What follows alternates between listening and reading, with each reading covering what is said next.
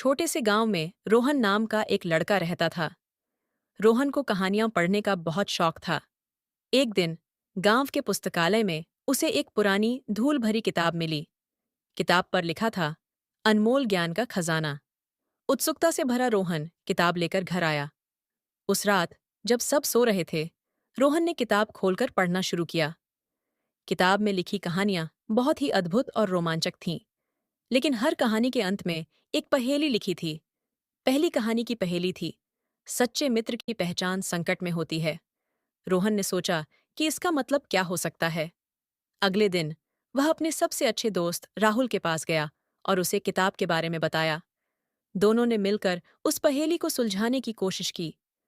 तभी उन्हें पता चला कि गांव के बाहर के जंगल में एक गुफा है, जहां बहुत से लोग खो गए थे।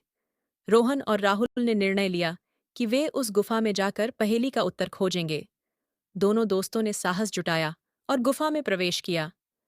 गुफा के अंदर अंधेरा था, लेकिन रोहन के पास एक टॉर्च थी। गुफा में चलते चलते उन्हें एक पुरानी संदूक मिली, जिस पर लिखा था, खोलो लेकिन सच्चे मित्र के साथ।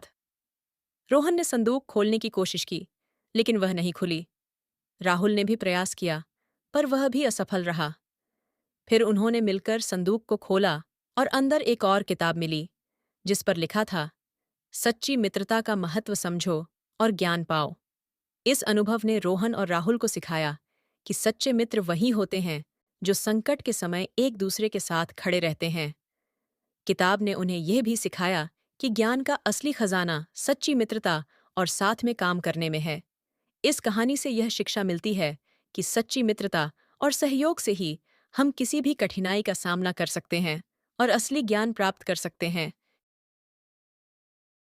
Thanks for watching. Like, comment, and subscribe.